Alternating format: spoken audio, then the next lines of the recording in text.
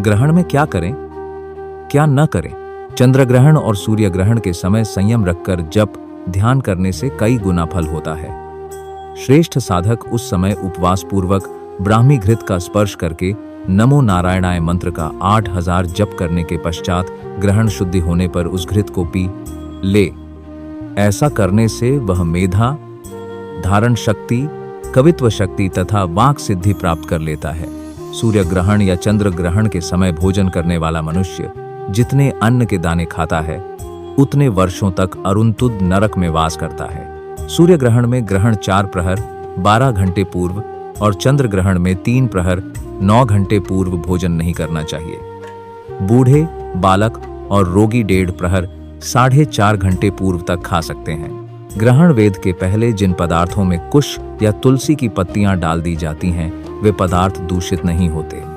पके हुए अन्न का त्याग करके उसे गाय, कुत्ते को डालकर नया भोजन बनाना चाहिए। ग्रहण वेद के प्रारंभ में तिल या कुश मिश्रित जल का उपयोग भी अत्यावश्यक परिस्थिति में ही करना चाहिए और ग्रहण शुरू होने से अंत तक अन्न या जल नहीं लेना चाहिए। ग्रहण के स्पर्श के समय स्नान, मध्य के समय होम, देव पूजन और श्राद्ध तथा अंत में सचैल वस्त्र सहित स्नान करना चाहिए। स्त्रियां सिर धोए बिना भी स्नान कर सकती हैं। ग्रहण पूरा होने पर सूर्य या चंद्र जिसका ग्रहण हो उसका शुद्ध बिंब देखकर भोजन करना चाहिए। ग्रहण काल में स्पर्श किए हुए वस्त्र आदि की शुद्धि हेतु बाद में उसे धो देना चाहिए तथा स्वयं भी वस्त्र सहित स्नान करना चाहिए।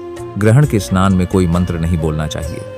ग्रहण के स्नान में गर्म जल की अपेक्षा ठंडा जल, ठंडे जल में भी दूसरे के हाथ से निकाले हुए जल की अपेक्षा अपने हाथ से निकाला हुआ, निकाले हुए की अपेक्षा जमीन में भरा हुआ, भरे हुए की अपेक्षा बहता हुआ, साधारण बहते हुए की अपेक्षा सरोवर का, सरोवर की अपेक्षा नदी का, अन्य नदियों की अपेक्षा गंगा का और गंगा की अपेक्षा भी समुद्र का जल पवित्र माना जाता है। ग्रहण के समय गायों को घास, पक्षियों को अन्न, जरूरतमंदों को वस्त्रदान से अनेक गुना पुण्य प्राप्त होता है। ग्रहण के दिन पत्ते, तिनके, लकड़ी और फूल नहीं तोड़ने चाहिए। बाल तथा वस्त्र नहीं निचोड़ने चाहिए व दंत धावन नहीं करना चाहिए। ग्रहण के समय ताला खोलना, सोना, मल, मूत्र का त्याग, मैथुन और भोजन ये सब कार्य वर्जित हैं। ग्रहण के समय कोई भी शुभ व नया कार्य शुरू नहीं करना चाहिए। ग्रहण के समय सोने से रोगी, लघुशंका करने से दरिद्र, मल त्यागने से कीड़ा, स्त्री प्रसंग करने से सुअर और उबटन लगाने से व्यक्ति कोढ़ी होता है। गर्भवती महिला को ग्रहण के समय विशेष सावधान रहना चाहिए। 3 दिन या 1 दिन उपवास करके स्नान दान आदि का ग्रहण में महाफल है, किंतु संतान युक्त गृहस्थ को ग्रहण और संक्रांति के दिन उपवास नहीं करना चाहिए।